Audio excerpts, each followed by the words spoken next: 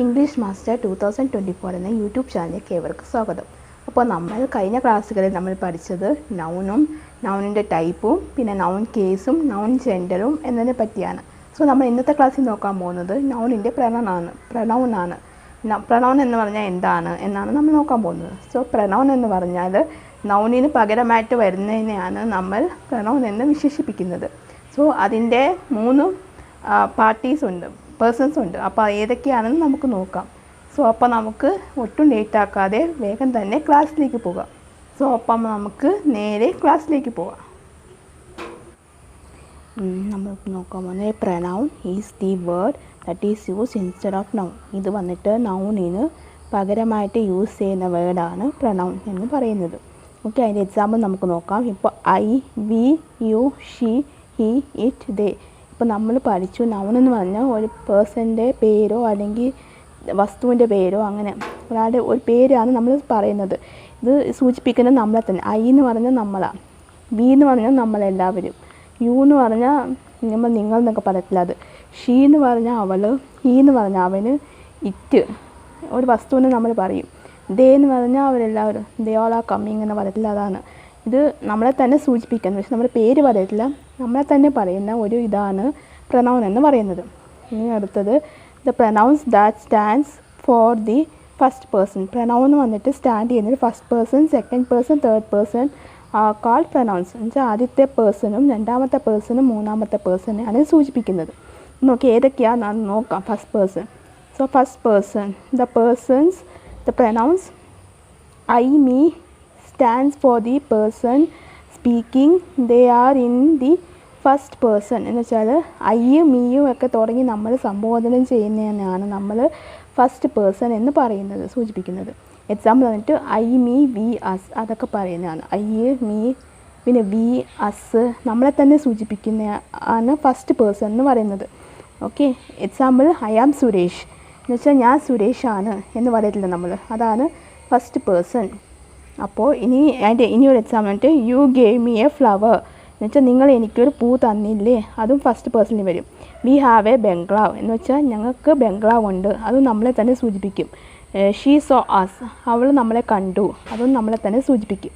ഇനി അടുത്തൊരു second person the person you singly the person spoke to they are in the second person എന്ന് വെച്ചാൽ U അങ്ങോട്ടും ഇങ്ങോട്ടും സംബോധന ചെയ്യുന്നതാണ് നമ്മൾ ഇപ്പോൾ പറയുക. ഇപ്പോൾ നമ്മൾ ഒരാൾ കമ്മ്യൂണിക്കേറ്റ് ചെയ്യുമ്പോൾ നമ്മൾ യു ടോൾ മീ, ഇപ്പോൾ ഓപ്പോസിറ്റ് നിൽക്കുന്ന ആൾ നമ്മളെ യുവിന് സംബോധന ചെയ്യാം, നമുക്ക് അവരെ സംബോധന ചെയ്യാം, അവർക്ക് നമ്മളെ സംബോധന ചെയ്യാം യു വെച്ചിട്ട്. അതാണ് ഇതിൽ ഉദ്ദേശിക്കുന്നത് സെക്കൻഡ് പേഴ്സൺ എന്ന് പറയുമ്പോൾ. സോ എക്സാമ്പിൾ വന്നിട്ട് I gave you pen A pen എന്ന് നമ്മൾ പറയില്ലേ, ഞാൻ നിങ്ങൾക്കൊരു പേന തന്നു. തിരിച്ചും പറയാം ദിസ് ഈസ് യുവർ സീറ്റ്, ഇത് നിങ്ങളുടെ സീറ്റാണോ എന്ന് നമ്മൾ ചോദിക്കത്തില്ലേ. You have to do this work, ഈ ജോലി നിങ്ങൾ ചെയ്യണം എന്നൊക്കെ പറയുന്നതാണ് നമ്മൾ സെക്കൻഡ് പേഴ്സൺ എന്ന് പറയുന്നത്. ഇനി തേർഡ് പേഴ്സൺ നോക്കാം. The pronounced she, Har stands for the person spoken about. They are in the third person. ഇപ്പോൾ ഷീ, ഹർ അങ്ങനെയൊക്കെ നമ്മൾ സംബോധന ചെയ്യത്തില്ലേ, അപ്പോൾ അതിനെയാണ് നമ്മൾ തേർഡ് പേഴ്സൺ എന്ന് പറയുക. ഇപ്പോൾ തേർഡ് പേഴ്സൺ എന്ന് പറയുമ്പോഴത്തേക്കും 3-4 പേരുണ്ടാവും, അതിനെയാണ് നമ്മൾ തേർഡ് പേഴ്സൺ എന്ന് പറയുക. ഇപ്പോൾ നമ്മൾ പറയത്തില്ല എന്താ ഈ കാര്യം നമ്മൾ 3 പേരല്ലാതെ വേറെ ആരും അറിയരുത് അങ്ങനെയൊക്കെ പറയത്തില്ല, അതുകൊണ്ടാണ് 3 പേരെന്ന് പറയുക.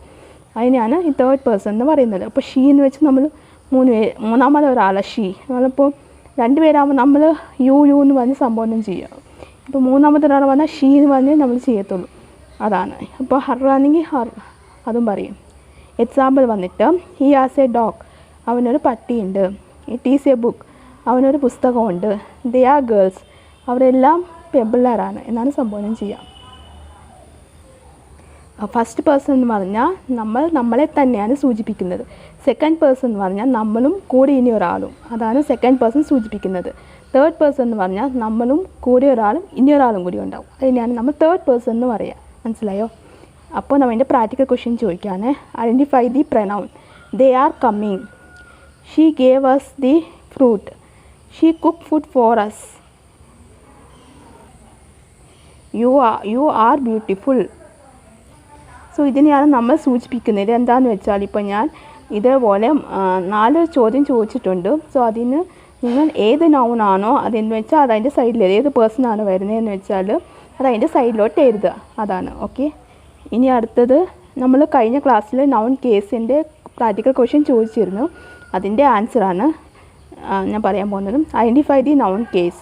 Anu please get me file. Anu Anu എന്ന് പറഞ്ഞാൽ വൊക്കാറ്റീവ് കേസാണ് വരുന്നത്. പിന്നെ she brought me fruit. Me എന്ന് പറഞ്ഞാൽ ഡേറ്റീവ് കേസ് വരും. I gave her a chocolate. Her എന്ന് പറഞ്ഞാൽ dative case. Kavya is teaching. Kavya എന്ന് പറഞ്ഞാൽ നോമിനേറ്റീവ് കേസ്. മെൻസ് ഹോസ്റ്റൽ അത് പറഞ്ഞാൽ പൊസസീവ് കേസ്. ഇതാണ് ഇത്രയും ഇത്. സോ ഇതാണ് ഇതിൻ്റെ ആൻസർ. ഓക്കെ, അപ്പോൾ മറ്റേതിൻ്റെ ആൻസർ വന്നിട്ട് ഞാൻ അടുത്ത ക്ലാസ്സിൽ ഇതുപോലെ പറയുന്നതായിരിക്കും. ഓക്കെ, അപ്പോൾ നമ്മളിത് 4ാമത്തെ ക്ലാസ്സാണ് ഇതുവരേക്കും നമ്മൾ ചെയ്തിട്ടുള്ളത് നൗണിൻ്റെ. ഇനി ഒരു ക്ലാസ്സും കൂടി ഉണ്ട്. സോ അതും കൂടി കഴിഞ്ഞാൽ നൗണിൻ്റെ ക്ലാസ് തീരുകയാണ്. ഓക്കെ, സോ അത് ഞാൻ അടുത്ത ക്ലാസ്സായിട്ട് ഇടുന്നതായിരിക്കും. സോ ഇപ്പോൾ നിങ്ങൾക്ക് ഞാൻ ഈ പറഞ്ഞ ഇത്രയും കാര്യങ്ങളിലും എന്തെങ്കിലും ഡൗട്ടോ കാര്യങ്ങളോ ഉണ്ടെങ്കിൽ നിങ്ങൾക്കത് തീർച്ചയായിട്ടും കമൻറ്റ് ബോക്സിൽ ചോദിക്കാവുന്നതാണ്. ഓക്കെ, ഒരു മടിയും കൂടാതെ നിങ്ങൾക്ക് ചോദിക്കാം. ഞാൻ അതിനെല്ലാം റിപ്ലൈ തരുന്നതായിരിക്കും. ഓക്കെ, അപ്പോൾ ഇന്നത്തെ ക്ലാസ്സിൽ നിങ്ങൾക്ക് ഇഷ്ടമായി എന്ന് ഞാൻ വിചാരിക്കുന്നു. ഇന്നത്തെ ക്ലാസ് നിങ്ങൾക്ക് എന്തെങ്കിലും ഡൗട്ടോ കാര്യങ്ങളോ ഉണ്ടെങ്കിൽ നിങ്ങൾക്ക് തീർച്ചയായിട്ടും കമൻറ്റ് ബോക്സിൽ ചോദിക്കാവുന്നതാണ്. അതുപോലെ തന്നെ നിങ്ങൾക്ക് വേറെ എന്തെങ്കിലും ക്ലാസ്സസ് വേണമെങ്കിൽ അതും നിങ്ങൾക്ക് തീർച്ചയായിട്ടും കമൻറ്റ് ബോക്സിൽ ചോദിക്കാവുന്നതാണ്. അതുപോലെ ഞാൻ വീഡിയോ അപ്ലോഡ് ചെയ്യുന്നതായിരിക്കും. സോ നിങ്ങൾക്ക് എൻ്റെ ഈ ക്ലാസ് ഇഷ്ടമായ നിങ്ങളൊന്ന് ലൈക്ക് ചെയ്യുക, ഷെയർ ചെയ്യുക, അതുപോലെ തന്നെ സബ്സ്ക്രൈബ് ചെയ്യുക. സബ്സ്ക്രൈബ് ചെയ്യുമ്പോൾ അതിൻ്റെ തൊട്ടടുത്തായിട്ടൊരു കുഞ്ഞു ബെല്ലൈക്കൺ ഉണ്ടാവും. അതും കൂടി എനേബിൾ ചെയ്ത് വെക്കുക. എന്നാൽ മാത്രമേ ഞാൻ ഫ്യൂച്ചർ വീഡിയോസ് അപ്ലോഡ് ചെയ്യുമ്പോൾ നിങ്ങൾക്ക് നോട്ടിഫിക്കേഷൻ കിട്ടുകയുള്ളൂ. സോ എൻ്റെ അടുത്ത ക്ലാസ്സായിട്ട് കാണുന്നത് വരെ എല്ലാവർക്കും ടാറ്റാ, ബൈ ബൈ.